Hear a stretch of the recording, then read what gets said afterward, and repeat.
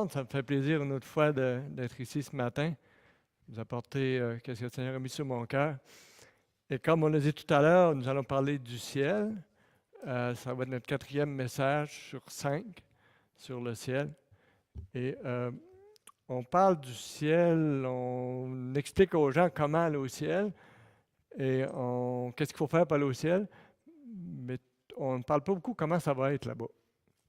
Et c'est pour ça que le Seigneur me met à cœur, après avoir lu quelques livres sur le sujet, d'apporter quelques messages. Je voulais en faire un ou deux, mais plus j'étudiais, plus ça faisait du matériel. Fait que j'ai décidé de ne pas tout mettre dans le même. Et ça a donné cinq études sur le ciel. Et le ciel, c'est un endroit où on va être pleinement conscient. On ne sera pas dans les limbes ou dans des nuages, où ça ne sera pas indéfini. Tout va vraiment être défini, on va être conscient. Ça va être concret. C'est un lieu réel créé par Dieu et on va vivre avec Dieu. Et on va avoir une communion parfaite avec Dieu. Actuellement, notre communion elle est comme imparfaite. On voit, comme disait l'apôtre Paul, Jésus comme à travers un miroir. Le miroir était vraiment, à l'époque, comme du métal poli. On ne voyait pas tellement bien, mais on voyait quand même. Donc, là, on va le voir d'une façon parfaite et on va être en parfaite communion les uns avec les autres. On va être des êtres parfaitement transparents, parfaits. Et on n'a pas besoin, comme Adam et Ève, de cacher notre nudité. Adam et Ève cachaient aussi ce qu'il y avait en dedans. Là. Maintenant, ce qu'on va voir en dedans, ça va tout être bon. C'est qu'on n'aura pas peur de le montrer. Okay?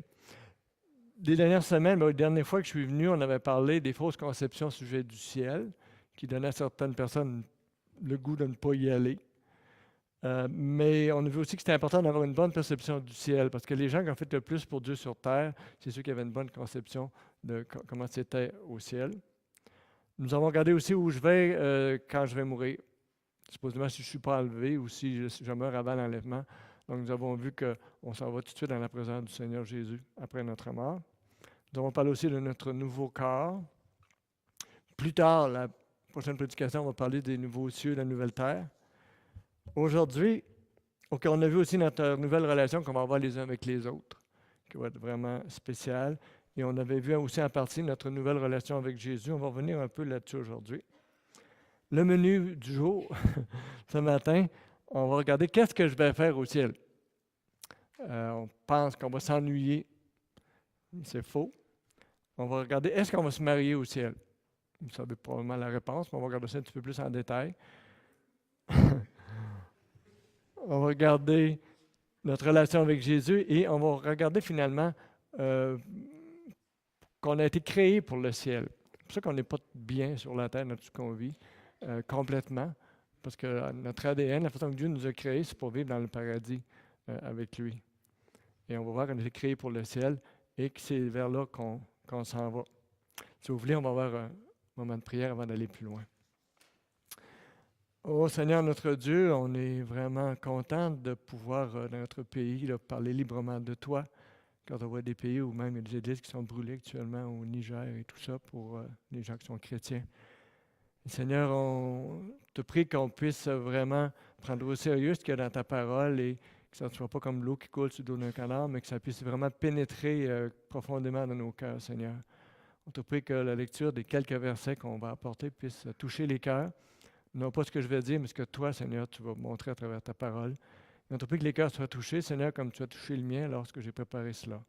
Et Seigneur, nous nous attendons à toi ce matin et nous te prions dans le nom de notre Seigneur Jésus-Christ. Amen.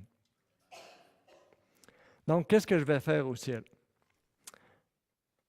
On sait qu'on va avoir une relation parfaite les uns avec les autres au ciel. Excusez, je vais monter ça un petit peu. Oh, vous me voyez encore. Donc, au ciel, on va avoir une relation parfaite les uns avec les autres. Donc, on va développer des nouvelles relations, on va connaître des nouvelles personnes. On va rencontrer l'apôtre Paul, on va rencontrer Abraham, ça va être merveilleux, tous ces gens-là de qui on a entendu parler. Je ne sais pas s'il va falloir prendre un rendez-vous pour les voir, prendre un numéro, mais on va être achalandés. Mais on va rencontrer des nouvelles personnes, des personnes qu'on a connues sur la terre, d'autres nouvelles qu'on n'a jamais connues, qu'on va les voir. Et on va avoir des relations les uns avec les autres. On va jouer aussi de la présence du Seigneur et on va trouver notre joie parfaite en lui, parce que Jésus dit « Entre dans la joie de ton maître, bon et fidèle serviteur ». Donc en lui, là, il y a une joie là, incommensurable qui va être là. On va profiter de sa présence et de la joie qui va venir de Jésus. Et on va être en extase devant Jésus, on va l'adorer, on va l'aimer d'une façon parfaite. Aujourd'hui, notre façon d'aimer est imparfaite. On ne peut l'aimer qu'avec l'amour qu'il met en nous. Et on va avoir une communion intime avec lui, une communion intime avec Jésus. Donc, relation parfaite. Et aussi, mis à part les relations, il va y avoir aussi les choses qu'on va découvrir. On va découvrir les nouveaux cieux, la nouvelle terre. Comme actuellement, sur la terre, nous avons des relations les uns avec les autres, relations avec Jésus, avec Dieu. Mais aussi, il y a le concret, il y a la terre qui est là. Et au ciel, ça va être, jusqu'à certains points, la même chose. La Bible nous dit qu'il va y avoir des nouveaux cieux et une nouvelle terre. Donc, on n'invente rien. Donc, il va y avoir des choses que Dieu a créées qui vont être là encore, que Dieu va avoir recréé ou créé de nouveau sur une nouvelle terre. Et on va pouvoir explorer ça. Est-ce qu'on va se déplacer comme Jésus se faisait? Probablement, sans trop de contraintes. Et on va s'émerveiller devant la création. On voudrait connaître tout ce qu'il y a sur la terre. Il y a tellement de place à visiter, on n'est pas capable. Mais les nouveaux cieux, les nouvelles terres, on va avoir l'éternité pour tout visiter, s'émerveiller. On va avoir du temps pour visiter pendant nos vacances, parce qu'on va travailler aussi. Donc, l'apôtre Pierre a dit, excusez, je voulais avoir un PowerPoint, moi. Ici. On a tout fait avancer avant. On avance comme ça. Oh. Donc, ça, c'est la terre actuelle. La nouvelle terre, il va y avoir moins de bleu, parce qu'il a dit qu'il n'y aura plus de mer. Mais il va y avoir le fleuve d'eau vive, qui va être encore mieux. On va voir ça la prochaine fois. Donc, ici, on parle de nouveau ciel, nouvelle terre, dans 2 Pierre, chapitre 3, verset 13. Mais nous attendons, comme Dieu l'a promis, promesse de Dieu, Dieu qui ne ment pas, un nouveau ciel et une nouvelle terre où la justice habitera. Donc, il va y avoir des lieux nouveaux qu'on va pouvoir découvrir. Et aussi, dans Apocalypse 21, chapitre 1, nous lisons « Puis je vis un ciel nouveau et une terre nouvelle, car le premier ciel et la première terre avaient disparu et la mer n'existait plus. » Il n'y a plus de mer. Mais comme j'ai dit, il y a le fleuve d'eau vive qui va y avoir là. Donc, nouveau ciel, nouvelle terre. Il faut vraiment être spécial d'explorer ça et de vivre là-dedans. On va en parler davantage la prochaine fois. Aussi au ciel, on va avoir des responsabilités, on va travailler, on va réaliser des choses. Nous allons occuper des fonctions particulières qui nous sont attribuées par Dieu dans son royaume. Parce que sur Terre, nous avons besoin d'accomplir des choses. Je reviens de vacances avec mon épouse, puis après un petit bout de temps en vacances, quand on dit, vous voyez quelqu'un qui ratelait, ma femme me dit, j'aurais le goût de rateler moi aussi. C'est comme à un moment donné, on n'a à rien faire, là, lire, c'est bon, mais des fois, on a besoin de bouger pour dire des choses, de travailler. Donc, au ciel, on va travailler encore. Dieu a créé l'univers, Dieu soutient l'univers par sa parole puissante. Dieu continue à s'occuper de tout ça. Et on va avoir des responsabilités qu'il va nous confier, comme on en a sur la terre. Et sur la terre, Dieu avait placé Adam dans le jardin d'Éden pour le cultiver et le garder et dominer sur la création. Donc, Adam et Ève ont un rôle, Dieu leur a donné sur la terre, et on continue à exercer ce rôle-là. Pas toujours bien, parce que plus ça va, plus la terre, on l'utilise trop pour qu'est-ce qu'elle peut produire et fournir. Mais on a ce mandat-là de s'occuper de la terre. Et nouveau ciel, nouvelle terre, le Seigneur vous donne aussi des responsabilités là-dedans. Donc, besoin d'accomplir quelque chose, on va aussi régner avec Jésus. La Bible nous dit on parle souvent du royaume. Du royaume. Dans Apocalypse 5, 10, ça dit « Tu as fait d'eux un peuple », ça parle de nous, de rois et de prêtres. Ça, c'est la version Bible sommaire.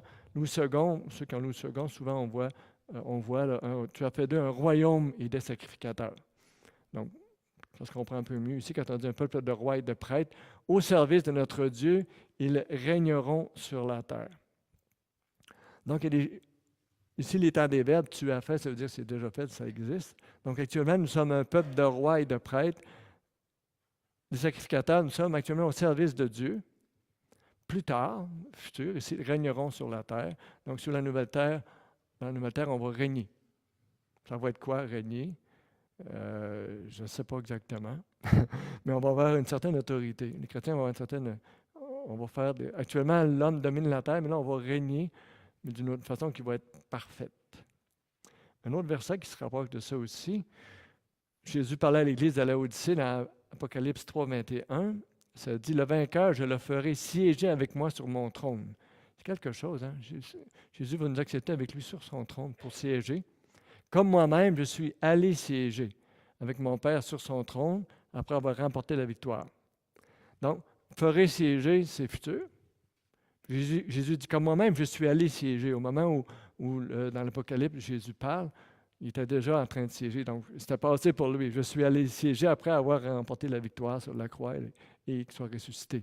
Et lorsque nous, on va avoir terminé notre vie, remporté la victoire, on va aller siéger avec lui sur son trône. Et ça ne sera pas pour rien faire. On va avoir des choses à faire, des décisions à prendre, des jugements, je ne sais pas exactement, mais on va siéger avec lui. Et on a vu aussi qu'Adam, dans le jardin d'Éden, il travaillait parce que Dieu l'a placé là pour cultiver et garder le jardin. C'est après la malédiction, après qu'Adam et Ève ont péché, que là, Dieu a dit, tu vas cultiver, mais à la sueur de ton front. À partir de là, le travail est devenu plus pénible, plus difficile. Mais avant, le travail était comme un plaisir, un accomplissement. Okay? Dieu a créé l'homme à son image. Donc, Dieu comme l'homme a besoin d'avoir des relations et aussi de réaliser des choses. Un autre verset qui nous parle de ça, dans Matthieu. Quel est donc le serviteur fidèle et prudent que son maître a établi sur ses gens pour leur donner la nourriture au temps convenable? Heureux ce serviteur que son maître, à son arrivée, trouvera occupé de la sorte. En vérité, je vous le dis, il l'établira sur tout ce qu'il possède. Donc, il l'établira sur tout ce qu'il possède. C'est comme si on va avoir un pouvoir. On peut penser à Joseph que Pharaon a établi sur tout ce qu'il possédait. Il lui a donné toute autorité. Il établit sur tout ce qu'il possède. C'est sûr que Dieu garde l'autorité totale, mais sur ce qu'il possède, on va pouvoir gérer tout ça. Et verset 45, j'ai souligné ici, établi sur ces gens. On voit que le principal rôle que le maître a donné aux serviteurs, c'est de travailler, apporter la nourriture, rendre service. Hein? Établi sur ces gens pour leur donner la nourriture, donc pour aider. Et on peut penser à notre ministère dans l'Église. Actuellement, bon, je sers à vous nourrir spirituellement. Plein de gens qui le font dans le 1 à 1 ou dans la prédication. Et nourrir, c'est aussi aider les autres. La personne qui fait le ménage ici pour que l'Église soit propre, le bâtiment soit propre lorsqu'on vient, c'est quelqu'un qui est au service des autres. Quelqu'un qui va déneiger l'entrée qui est au service des autres aussi. Donc, tout ce qu'on a fait pour les autres, comme serviteur fidèle, le Seigneur va nous donner des responsabilités aussi pour qu'on continue. Entre dans la joie de ton maître, bon et fidèle serviteur. Il va nous confier des choses. Dans le même sens que ce qu'on a fait sur la terre pour des bons motifs, lorsqu'on l'a fait pour lui, qu'on a fait les œuvres qu'il a préparées d'avance. Donc, notre fidélité ici-bas nous vaudra une grande autorité et plus de responsabilité pour l'éternité. Donc, ce que nous faisons ici-bas influence directement notre service au ciel. Et on va avoir un travail, mais ça va être un travail qui ne sera pas difficile, qui va nous définir, qui ne nous déplaira pas, un travail qui va nous satisfaire et dans lequel on va, tout le monde va avoir ses responsabilités et il n'y aura pas de difficulté de coordination comme aujourd'hui. Ça va être vraiment plus facile. Aussi, nous allons avoir des récompenses et des couronnes. La Bible parle souvent des récompenses, des couronnes. Ici, on ne fait pas le tour des couronnes, mais on sait que la Bible parle de 5 couronnes. Ce n'est pas des couronnes qu'on va mettre sur la tête, parce que ça nous prendrait 5 têtes pour les 5, si on a les 5 couronnes. La Bible parle de la couronne de vie, la couronne de justice, la couronne incorruptible, la couronne de joie et la couronne de gloire. Donc, ces couronnes sont accordées pour la vie qu'on va avoir vécue sur la terre. Et chacun a une signification particulière dans la Bible. On n'entrera pas là-dedans parce qu'on passerait l'avant-midi à expliquer ce que chacune des couronnes signifie. Mais ce sont des récompenses qui vont être vraiment précieuses, les plus précieuses qu'on pense. Et dans la Bible, il appelle ça couronne. Je vais citer ici, c'est pas au sens littéral une couronne. Dans le temps où ça a été écrit chez les Grecs et les Romains, la couronne était lorsqu'on avait remporté une victoire, il y avait une couronne qu'on mettait sur la tête. Et ça signifiait la victoire, tu as remporté, tu as gagné. Et avec Jésus, on a la victoire. Et je vais citer John MacArthur ici qui va mieux résumer qu'est-ce que c'est la couronne. Il dit « Les récompenses du croyant ne se portent pas sur la tête comme une couronne. Notre couronne au ciel sera notre capacité d'y servir Dieu. » Donc, capacité d'y servir Dieu. Ensuite, il ajoute « Les couronnes célestes sont ce dont nous ferons l'expérience, la vie éternelle, la joie éternelle, le service éternel et la félicité éternelle. » Et j'ajouterai la gloire éternelle. Donc, c'est un petit peu difficile à définir, tout ça, ces couronnes-là, mais il va y avoir quelque chose, des récompenses qui vont être merveilleuses et qui dépassent tout ce qu'on peut s'imaginer aujourd'hui. Okay? Et ces récompenses-là, ces couronnes-là, vont être pour les œuvres, pas celles que j'ai accomplies par mes propres forces ou pour des mauvais motifs, mais celles que Jésus a accomplies à travers moi. Okay? Nous savons au tribunal de Christ que les œuvres que j'ai accomplies pour des mauvais motifs vont brûler comme du chaume ou de la paille. Nous lisons ça dans 1 Corinthiens chapitre 3. Donc, toutes les choses qui ont été faites pour des mauvais motifs, on n'aura pas de couronne, pas de récompense pour ça. C'est simplement les œuvres que Jésus a accomplies à travers moi. Et on a des versets ici que vous connaissez dans Éphésiens 2,10. Car nous sommes son ouvrage, ayant été créés en Jésus-Christ, pour de bonnes œuvres que Dieu a préparées d'avance afin que nous les pratiquions. Et on voit avant, je crois que c'était avec personne ne se glorifie. Donc, on a même chanté quelque chose tout à l'heure qui ressemblait à ça. Donc, Dieu a préparé ces œuvres-là d'avance afin que nous les pratiquions. Nous n'avons aucune gloire. Et lorsque nous réalisons, Jésus réalise à travers nous les œuvres qu'il a créées d'avance pour nous, on a des récompenses pour ça. On a des récompenses, puis c'est lui qui le fait, là. Donc, on a zéro gloire. On va arriver au ciel, notre couronne, on peut même la donner à Jésus, dire « La gloire est à toi, et la gloire est à toi. » On n'aura aucune gloire pour tout ça. Donc, au ciel, on ne s'ennuiera pas. On a plein de choses à faire.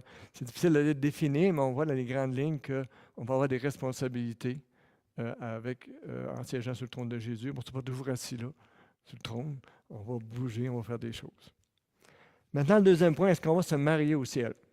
On va tourner, si vous voulez, dans Matthieu. Je ne l'ai pas sur PowerPoint. Matthieu, chapitre 22, versets 23 à 30.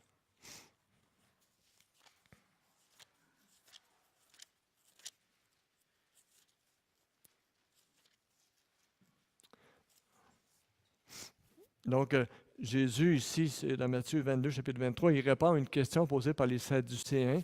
Les Sadducéens, c'était des Juifs qui ne croyaient pas à la résurrection. Ils ne croyaient pas aux choses spirituelles. Ils ne croyaient même pas aux anges. Ils ne croyaient pas que les anges existaient, que les esprits existaient. Ils ne croyaient pas à la résurrection. Donc là, ils ont essayé de poser une colle à Jésus.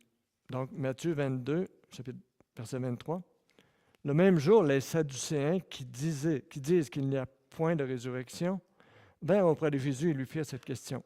« Maître, Moïse a dit, si quelqu'un meurt sans enfant, son frère épousera sa veuve et suscitera une postérité à son frère. Or, il y avait parmi nous 7 frères.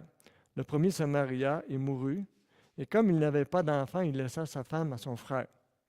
Il en fut de même du second, puis du troisième jusqu'au 7e. » En tout cas, ça m'avait demandé pour être le 8e, je pense que j'aurais dit non. C'était pas, donc, le 7e est mort aussi. Après eux tous, la femme mourut aussi. À la résurrection, duquel des 7 sera-t-elle donc la femme? Car tous l'ont eu. C'est une bonne colle, ça, hein? On t'a eu, Jésus, hein? S'il ressuscite toute la gang, qui va être le mari de cette femme-là? Jésus leur répondit, vous êtes dans l'erreur, parce que vous ne comprenez ni les Écritures, ni la puissance de Dieu. Car à la résurrection, les hommes ne prendront point de femmes, ni les femmes de Marie, mais ils seront comme des anges de Dieu dans le ciel.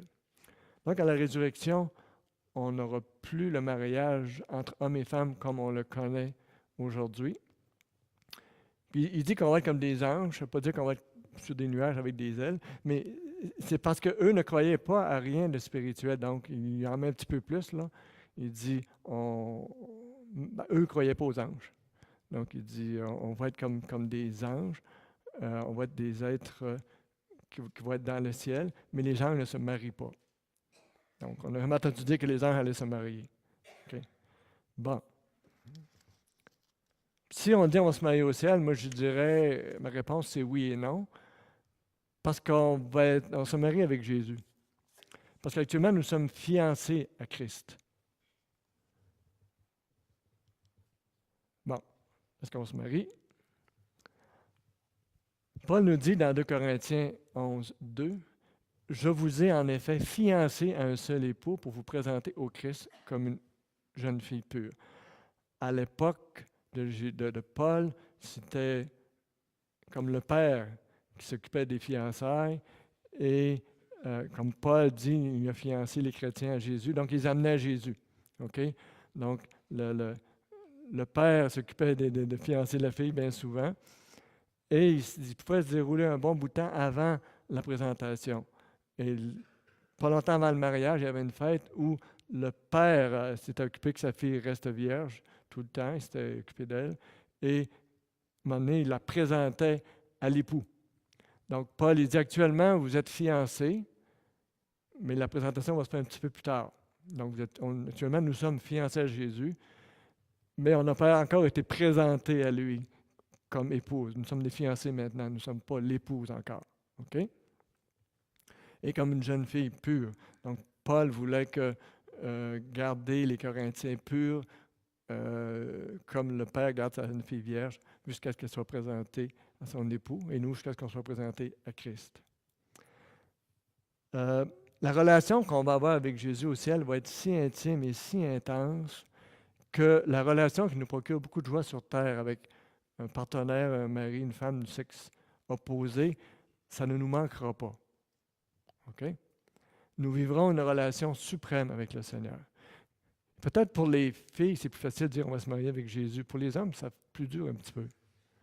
Quand on pense de même, là, on ne peut pas penser comme ça. Donc, on ne peut pas penser à Jésus comme un homme sexué.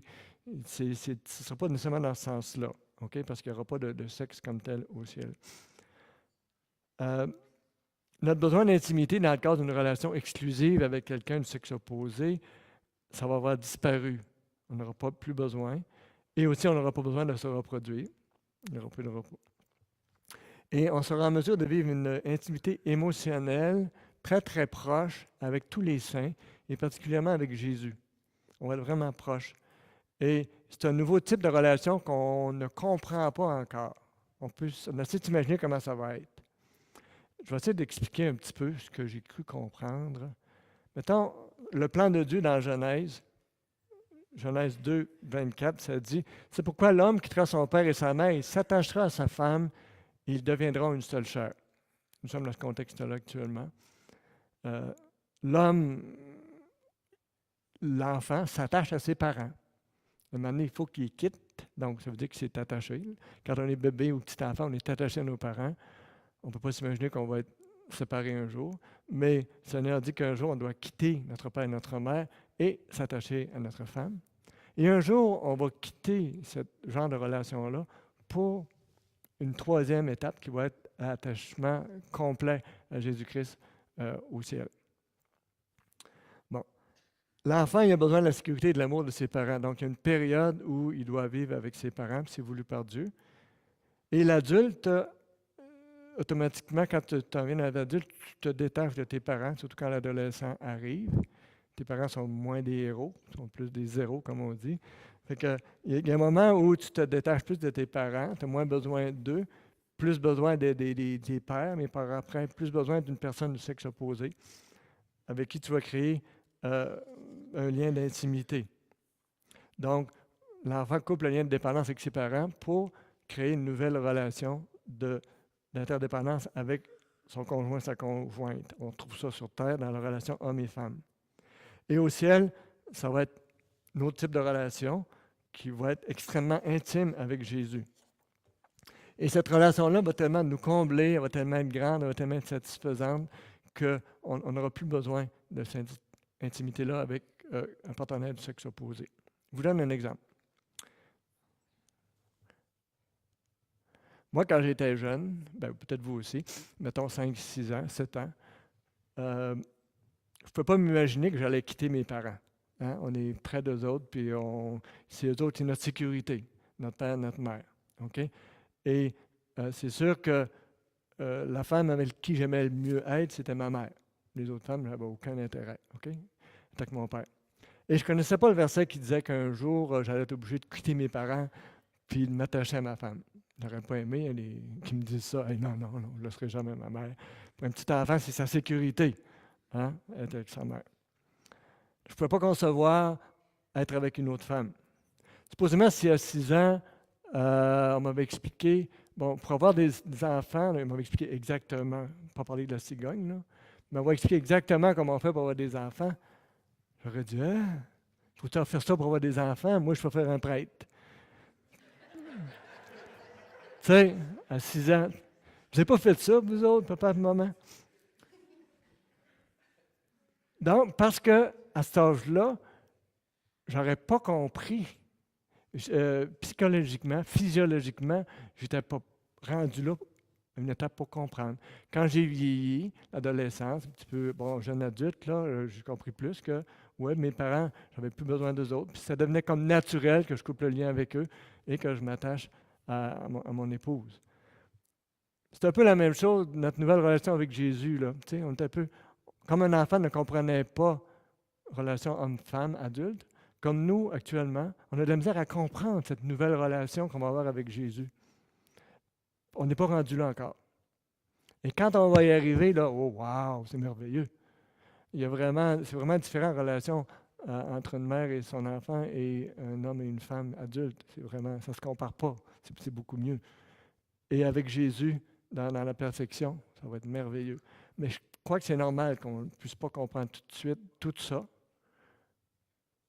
Puis qu'on se dise, ah ben, il n'y aura pas de sécurité au ciel, ça va être plate. Non, ça va être encore mieux. C'est quelque chose qu'on ne connaît pas, mais qui va être encore mieux. Donc, faisons confiance à Jésus là-dessus. Est-ce que Jésus va nous aimer plus au ciel? Jésus ne peut pas nous aimer plus parce que son amour ne change pas, mais c'est nous qu'on va être plus capables d'apprécier son amour, de la recevoir, de voir comment il nous a aimés, d'où il nous a sortis. Okay? Un verset qu'on a déjà vu dans 1 Corinthiens 13, verset 12. Aujourd'hui, nous voyons au moyen d'un miroir, d'une manière confuse, mais alors nous verrons face à face Jésus. Aujourd'hui, je connais partiellement, mais alors je le connaîtrai comme j'ai été connu. Donc, quand on va être avec lui, on va être face à face, transparent, et on va connaître comme on a été connu, et sa vie va passer à travers nous d'une façon... sa pensée va être la même que la nôtre. Aujourd'hui, on doit être rempli du Saint-Esprit, ce n'est pas toujours facile pour avoir sa pensée en nous, mais là, au ciel, ça va être beaucoup plus, ça va être simplement, ça va aller de soi. Et il n'y a pas personne sur terre qui a la capacité de m'aimer autant que Jésus, un amour si désintéressé, si grand, si puissant. Au ciel aussi, Dieu va habiter avec nous. Quelques versets ici. On retourne dans le Genèse, après que l'homme a péché, c'est marqué, il s'est entendu la voix de l'Éternel qui parcourait le jardin vers le soir.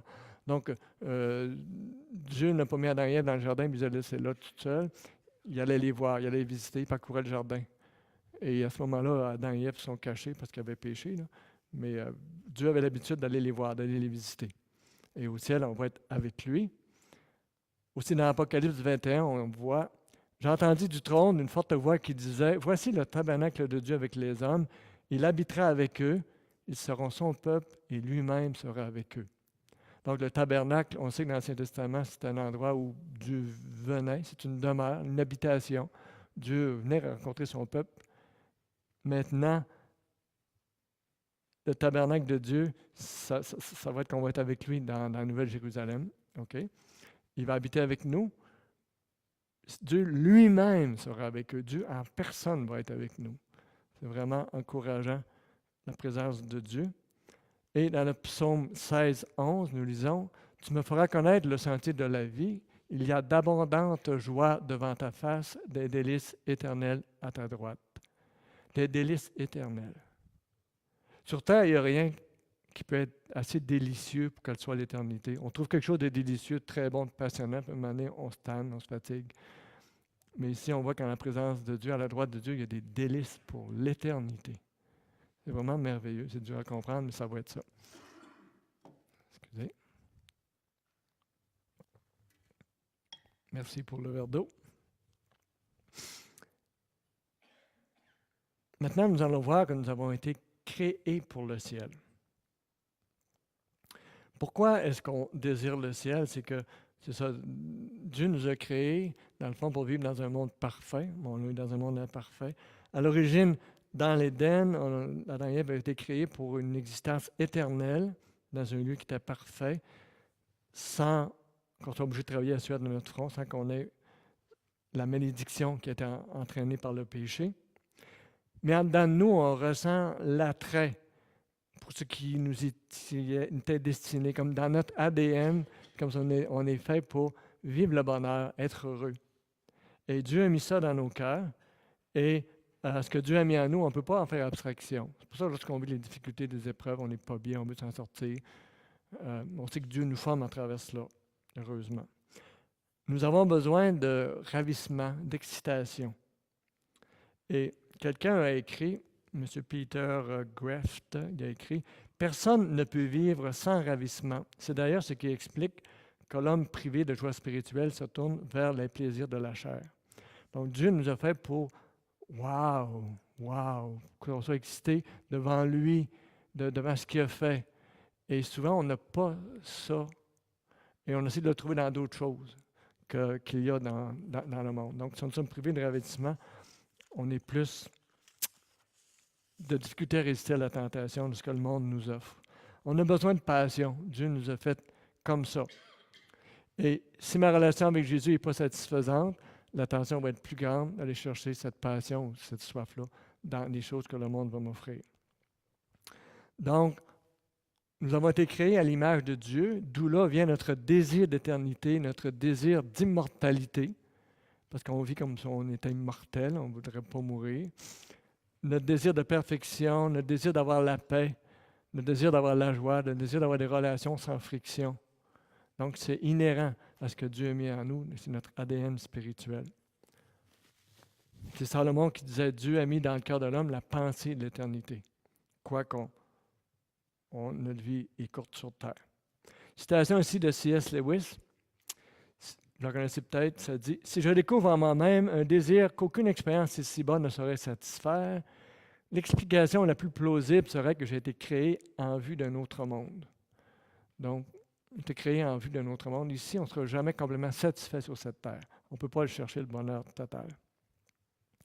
Et des fois, comme être humain, je suis porté à dire « Ah, là, je ne suis pas heureux parce qu'il me manque des choses. J'ai des problèmes financiers, des problèmes dans mon couple, problèmes avec mes enfants. Donc, si ça c'était réglé, il me semble que je serais heureux.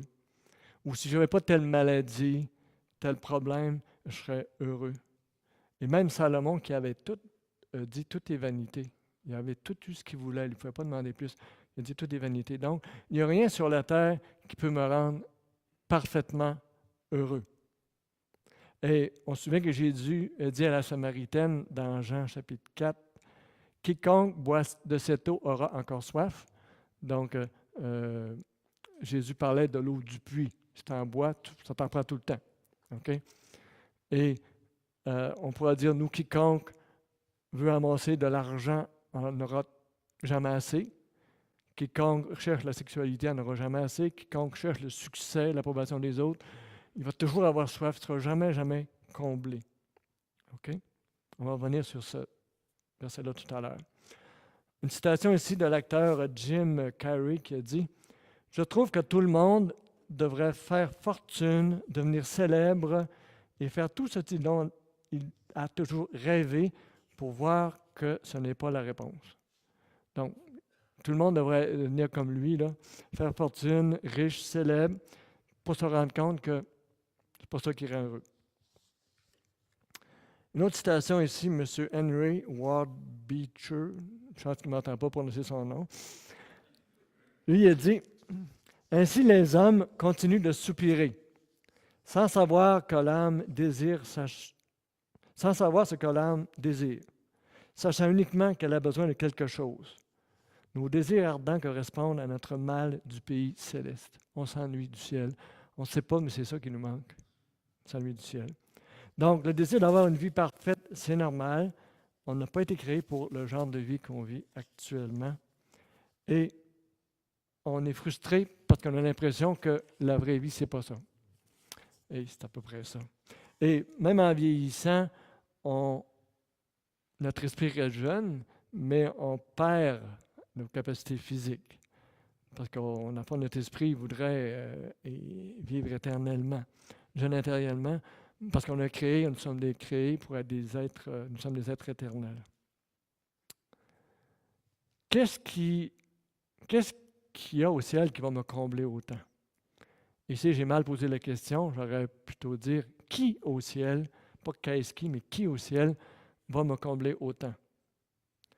On sait que c'est la présence de Jésus. Si Jésus n'est pas au ciel, il n'y en a pas de ciel. C'est lui qui va tout créer ça. C'est sa personne qui va nous donner la plus grande joie. Donc, nous lisons dans Job 19. Job voyait loin, excusez, Jean. C'est ça que j'ai lu tout à l'heure. Quiconque boit de cette eau aura encore soif, pour la Samaritaine. Dans Job dit, c'est lui, en parlant de Jésus, que moi je contemplerai, que mes yeux verront, et non quelqu'un d'autre, mon cœur languit au-dedans de moi. Donc Job avait hâte de le contempler. Jésus, c'est lui au ciel qui va faire tout notre bonheur. Mais en attendant, nous sommes sur la terre. Et on ne voit pas encore Jésus face à face. Et on doit vivre par la foi.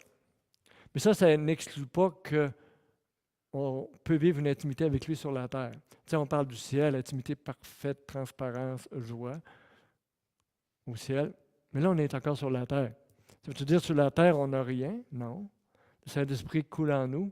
La vie de Dieu coule en nous. Et sur cette terre, ça n'exclut pas qu'on ne puisse pas avoir une intimité. Et Jésus va avoir une intimité avec chacun de nous sur la terre. Ici, j'ai l'exemple d'un missionnaire, Hudson Taylor, missionnaire en Inde au début des années 1800. Et sa femme est décédée. Sa femme avait 32 ans. C'était pas vieux, 32 ans. Et j'ai une fille qui a ça, 32 ans. Sa femme est décédée. Et voici qu'est-ce qu'il disait à Hudson Taylor. Il disait, je me demande souvent s'il est possible que celle qu'il m'a reprise éprouve en sa présence plus de joie que moi. Donc lui, il avait une relation tellement intime avec Jésus. Il vivait le ciel sur la terre. Il dit, je suis tellement près de Jésus, c'est tellement bon ce que je vis avec Jésus que je me demande si ma femme est plus heureuse que moi au ciel. C'est bon?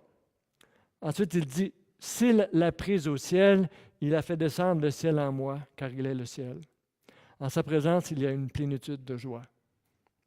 Donc, on peut vivre, expérimenter le ciel sur la terre qui est Jésus, sa vie en nous. Malheureusement, on ne vit pas tous cette intimité avec Jésus. Hudson Taylor, lui, s'attachait s'accrochait au verset dans Jean. C'était une découverte, pas au début de sa vie chrétienne, mais après plusieurs épreuves, avec la maturité chrétienne, il a découvert vraiment, à travers l'évangile de Jean, une relation vraiment intime avec Jésus. Je peux vous dire, on va en lire une partie. Donc, j'ai lu tout à l'heure, Jésus dit à la Samaritaine, « Quiconque boira de cette eau aura encore soif. » Et il ajoute, « Mais celui qui boira de l'eau que je lui donnerai n'aura jamais soif. Et l'eau que je lui donnerai deviendra en lui une source d'eau qui jaillira jusque dans la vie éternelle. » Vous voyez, j'ai souligné l'eau que je lui donnerai parce qu'il dit 2 fois. Donc, ce n'est pas l'eau que le monde donne, ce n'est pas les choses que le monde donne pour nous satisfaire, mais c'est l'eau que Jésus va nous donner qui va nous satisfaire. OK? Et ça dit qu'on n'aura jamais soif. C'est quoi la soif? On n'aura jamais soif. La soif qu'on a sur terre, c'est un besoin non comblé, c'est une souffrance, une épreuve. Et il y a des personnes ici qui ont soif. Et en fait, on a tous soif. Il n'y a pas personne qui est parfaitement heureux. On a tous soif. Certains plus que d'autres. Et il est impossible que la vie sur terre comble toutes nos soifs, tous nos besoins.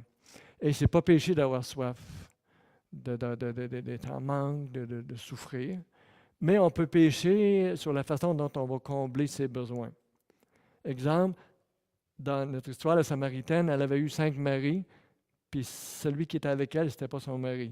Donc, sa soif, on peut présumer qu'elle était dépendante affective. Hein?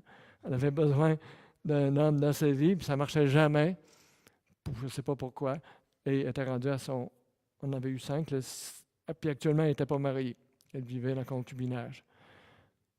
Ça n'avait jamais comblé son besoin. Donc, elle avait un besoin, mais elle a mal comblé. OK? Et si je n'ai pas la vie abondante en Jésus, moi aussi, je peux essayer. Nous aussi, on va essayer. On va être tenté de combler ça par des choses que le monde offre. Ça peut être la boisson qui est offerte, qui va adoucir. Ça peut être la drogue, qui va nous engourdir. Ça peut être la pornographie. Ça peut être fuir dans les pensées, dans la rêverie, fuir la réalité. Ça peut être fuir dans le travail, l'activisme, recherche du succès, de l'argent, bien matériel. Dans le fond, c'est chercher partout, sauf en Jésus. Sauf en Jésus. Et Jésus m'offre de combler ce besoin-là de façon durable. Donc, ici, on est au chapitre 4. Jésus revient avec un peu le même thème au chapitre 7 de Jean. Excusez. Le dernier jour, le grand jour de la fête, Jésus, se tenant debout, s'écria, « Si quelqu'un a soif, si quelqu'un a soif, y a-t-il quelqu'un qui a soif ici? Qu'il vienne à moi et qu'il boive. Celui qui croit en moi, des fleuves d'eau vive couleront de son sein, comme dit l'Écriture. » Donc, la première chose, c'est de réaliser que j'ai soif. Je crois que ça, on le sait, on a tous soif. On a réalisé si quelqu'un a soif. Puis ici, je pourrais mettre mon nom. Quand on cite Jean 3,16 pour évangéliser, on dit qu'afin que quiconque croit en lui, on met le nom, le prénom de la personne. Afin que si Yvan croit en lui. Bien ici, mettez votre nom. Si Yvan a soif, si Jacques, Claude, Henri, donc, mettez votre nom, a soif, qu'est-ce qu'il y a à faire? Qu'il vienne à moi. Et ça nous montre qu'on ne peut pas boire si on ne s'approche pas de lui, qu'il vienne à moi. Moi, j'aurais aimé, avant d'être chrétien, d'être sauvé, mais pas aller à Jésus. J'avais soif, je voulais avoir la vie éternelle, mais je ne voulais pas venir à Jésus. Je voulais tout avoir, mais je ne voulais pas me soumettre à Jésus. Mais Jésus dit non. Si tu as soif, là, puis tu veux te combler, il faut que tu passes par moi. C'est moi le chemin, la vérité et la vie. Tu ne peux pas passer à côté, je suis venu pour ça. Puis ça va être encore bien mieux que qu'est-ce que tu voulais faire, de te passer de moi. Donc, si on a soif, il faut premièrement venir à lui. Venir à lui. OK? Peut-être qu'il y a quelqu'un ici qui n'est pas encore venu à Jésus, dans le sens qu'il n'a pas encore donné sa vie à Jésus, qui n'est pas encore sauvé, qui n'est pas un enfant de Dieu. Donc, je vous encourage à reconnaître vos péchés devant lui, accepter qu'il a subi à votre place le châtiment de vos péchés, lui faire confiance, parce qu'il a dit, celui qui croit en moi, c'est lui vraiment lui faire confiance en toutes choses, et lui demander de vous sauver, lui faire confiance qu'il va vous sauver. La majorité ici, nous sommes déjà des enfants de Dieu, nous sommes déjà venus à Jésus, mais est-ce qu'il est possible que je sois venu à Jésus, puis j'ai encore soif, parce que ça dit qu'il vienne à moi et qu'il boive? Lorsque j'ai cru en Jésus, je lui ai donné ma vie, je lui ai demandé de pardonner mes péchés, j'ai bu à cette eau vive. À ce moment-là, comme on était passionnés, on parlait de Jésus, ça coulait l'amour en dedans de nous, là, on était bien, on dévorait la parole de Dieu, nos problèmes étaient beaucoup moins grands, on voyait la vie plus en rose, on peut dire. Mais avec le temps, cette passion, pour Jésus, c'est comme estompé. Mon premier amour, c'est comme fané. Est-ce que Jésus a changé? Jésus n'a pas changé. Mais ça se fait que c'est plus pareil. Où sont les fleuves d'eau vive qu'il m'avait promis? Et malgré ce que Jésus m'a promis, mon cœur est sec, aride, donc j'ai besoin de l'eau vive. Donc, je viens à Jésus et le verbe suivant est qu'il boive. Il ne faut pas oublier de boire. Excusez, ça me donne la soif. Hein? J'espère que vous n'avez pas trop soif. Vous voyez, le verre est là, mais j'aurais pu ne pas le prendre. Il était disponible. Okay? Donc, si je vais à Jésus, il faut que je boive. Si on continue, celui qui croit en moi, donc qu'est-ce que Jésus veut dire par boire? C'est croire en lui. S'approprier ses promesses. Donc, il explique c'est quoi que ça veut dire boire. C'est on va à lui, mais on croit en lui pour tout. On a cru pour le pardon de nos péchés, il faut croire en lui pour la vie éternelle, croire en lui, se décharger sur lui de tous nos besoins, comme dit l'apôtre Pierre, car il prend soin de vous lui-même. Venir vraiment lui faire une confiance totale. Et est-ce que je dois, quand j'ai accepté le Seigneur, est-ce que j'ai fait des efforts pour boire cette eau? Non. On l'a bu, on a reconnu notre besoin, notre incapacité, on a accepté le salut gratuit par la foi. Et le Saint-Esprit est entré en nous, il nous a vivifiés. Et maintenant, je suis sauvé depuis quelques années, c'est le même principe. Je dois m'approcher à Jésus pour boire. Est-ce que j'ai des efforts à faire? C'est un peu comme Jésus dit, je suis le cep, vous êtes les serments. Je suis le cep, vous êtes les serments. On le voit? Oui, c'est ça. Ça, c'est le pointeur. Ouais, de toute façon, le cep, c'est le tronc. Ça, c'est Jésus. Nous, on est des serments comme les branches. Et pour porter du fruit, dans le fond, Jésus nous demande simplement de rester branchés à lui. Est-ce que les branches ou les serments font un effort pour rester branchés? Non, c'est naturel, ils sont branchés. Et la vie qui passe dans le tronc ou la vie qu'il y a dans les branches, c'est la même qui est passée dans le tronc. C'est-à-dire que la sève, avant d'aller dans les branches, elle passe dans le tronc. Ça veut dire que la sève qui coule en nous, c'est la vie de Jésus qui nous est manifestée par le Saint-Esprit. Donc, la sève qui coule dans la branche, c'est la même qui vient du tronc. Donc, c'est vraiment la vie de Jésus lui-même qui coule en nous. Donc, tout ce que j'ai à faire, c'est de rester attaché à lui. Donc, on doit tout simplement s'abandonner, compter sur lui pour me consoler, me soutenir dans mes difficultés, me donner la joie que rien d'autre ne peut me donner. Et ce qu'on vit actuellement, nous sommes dans un combat. Dans un combat. Jusqu'à notre mort, jusqu'au retour de Jésus, nous sommes dans un combat. Mais ce n'est pas la fin de l'histoire. La victoire est assurée. Jésus nous dit que la victoire est assurée. Donc, on est certain de gagner la game, si on peut dire. Mais ce qu'on vit actuellement, ça peut être difficile. Vous pouvez probablement vivre des choses difficiles. C'est normal. Parce qu'on est en guerre spirituelle, on est dans l'histoire et je crois que Dieu regarde du ciel comment on va se comporter. Et un peu comme Dieu regardait Job et le diable disait, regarde ton serviteur. Là. Donc, je crois que les autorités dans les lieux célestes regardent comment Dieu agit dans nos vies, comment il peut nous transformer. Et Dieu est glorifié par nos vies lorsqu'on se rapproche de Jésus. Donc, il a dit, des fleuves d'eau vive couleront en lui. Et l'eau vive, c'est pas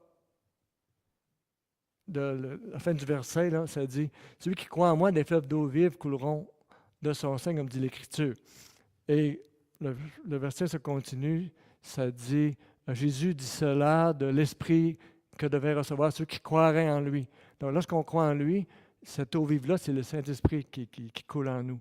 Et l'apôtre Paul nous exhorte dans Éphésiens à être remplis du Saint-Esprit. Donc, le Saint-Esprit nous révèle qui est Jésus. Et c'est pour ça que c'est son rôle sur la terre. Il nous révèle, c'est une personne réelle qui nous révèle la pensée de Dieu, qui nous révèle qui est Jésus. Et quand l'Esprit vit en nous de façon abondante, parce qu'on est resté accroché à Jésus, on a davantage la pensée de Dieu au lieu d'avoir la pensée du monde. Et tout paraît beaucoup plus simple. Jésus est plus beau. C'est plus facile de l'aimer malgré notre amour imparfait. Comme je disais, on ne peut aimer Jésus qu'avec l'amour qu'il met dans nos cœurs. Parce que dans notre cœur humain, on n'a pas cet amour-là. Donc, c'est cette vie qui coule en nous. Des fleuves d'eau vive et des fleuves, c'est gros. Ça coule, c'est beaucoup d'eau. Hein? Ce n'est pas du goutte à goutte, là, c'est vraiment des fleuves, c'est beaucoup. Et ce n'est pas abstrait ou mystique.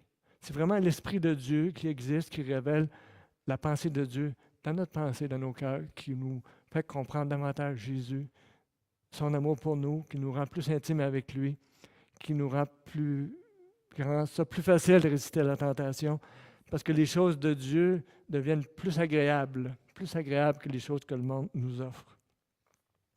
Donc, c'est la vie de Jésus qui coule en nous. Et à travers ça, Jésus va nous révéler à quel point il nous aime. Et il nous console. Et en plus, ce n'est pas juste nous supporter dans nos afflictions, dans nos besoins, mais ça nous donne une intimité avec Jésus. Donc, on n'ira pas à lui juste pour mes besoins, mais on va aller à lui pour lui. Parce qu'il va devenir ce qui va nous procurer le plus de joie. On va aller avec lui, on va l'adorer, notre cœur va l'adorer automatiquement. On ne peut pas se forcer pour adorer. On adore ou on n'adore pas. Tu peux pas te forcer. Il faut que ça vienne de lui. Et on ne pourra plus se passer de lui. On va devenir accro. Ah, c'est merveilleux, hein? Accro à Jésus. Et on va davantage l'aimer comme il nous le demande. Il nous demande de l'aimer de tout notre cœur, notre âme, notre pensée. On va toujours l'aimer imparfaitement sur cette terre. Mais lui peut produire cet amour-là pour nous, en nous. Et on ne boit pas cette eau-là une fois pour toutes. Comme on mange tous les jours régulièrement, on doit boire de l'eau pour vivre. Donc, ce n'est pas une fois pour toutes. Et on aimerait ça des fois, là, on ne sera pas du Seigneur, ça va bien, tout feu, tout flamme. On aimerait ça canner ça. Là. Quand on a besoin, on va le rouvrir, on va le chercher. Mais ce n'est pas comme des conserves, hein? C'est continuellement. On ne peut pas mettre ça en réserve. C'est comme la nourriture. Si on mange une fois dans une journée, puis ça va le mois d'après avant qu'on mange, on va mourir de faim. Donc, c'est entretenir la relation avec Jésus. Donc, je vous invite, en terminant, à venir constamment boire à Jésus afin de vivre déjà le ciel sur la terre. Mettre votre confiance totale en lui, même si la vie semble vous dire le contraire, que Jésus, vous pouvez avoir des doutes sur Jésus. Le diable veut mettre des doutes. La première chose qu'il met dans notre cœur sur la bonté de Jésus. Jésus vous aime, et si vous êtes dans l'épreuve, Jésus vous aime la même chose, il ne vous aime pas moins. Il veut vous fortifier. Donc, si tu as soif, si j'ai soif, viens à Jésus et bois abondamment. Donc, ce n'est pas limité, hein, ce n'est pas rationné. Là. On peut boire en abondance en allant vers Jésus. Et peut-être que vous êtes arrivé ici avec un fardeau, problème, ou avec un cœur sec. Donc, Jésus t'invite, pas moi, le Seigneur, Jésus t'invite à venir à lui, t'approcher de lui et boire abondamment, lui faire confiance en toutes choses. Toutes choses. Moi, j'ai de la misère en toutes choses, mais peut-être pas vous. Mais, Seigneur, moi, je lui dis, Seigneur, aide-moi à avoir confiance en toi en toutes choses, je ne suis pas capable. Viens au secours de mon incrédulité, je ne suis pas capable. Il va le faire. Crions à lui, invitons-le à prendre soin de nous et à nous rapprocher de lui, à nous décharger sur lui de tous nos soucis, car il prend soin de nous. Si vous voulez, on va prier. Et Seigneur, d'un bout à l'autre de la Bible, tu nous invites à venir à toi, tu nous appelles à toi pour nous sauver, pour nous rapprocher. Seigneur, c'est une invitation constante, Seigneur. Venez à moi et buvez. Et notre Dieu, quand on essaie de nous-mêmes vivre la vie chrétienne, quand on essaie de porter de nous-mêmes les fardeaux, c'est toujours trop lourd. Et Seigneur, nous voulons venir avec toi, nous décharger de nos fardeaux sur toi. Nous voulons boire de cette eau, Seigneur. Nous voulons te faire confiance totale. Et merci pour le Saint-Esprit que tu nous as donné, qui agit en nous et qui nous révèle qui tu es vraiment. Et merci, Seigneur, pour ce soutien que tu nous donnes. Seigneur, merci pour cette paix que tu nous donnes. Merci pour cette vie qui coule librement en nous. Merci, notre Dieu, pour ton amour. Et on te prie, notre Père, de nous protéger cette semaine des traits enflammés de l'ennemi qui voudrait nous faire douter de toi. Seigneur, fais que notre foi reste toujours solide et apprends-nous, Seigneur, à utiliser ce bouclier de la foi pour résister là, aux pensées qui seraient contre les tiennes.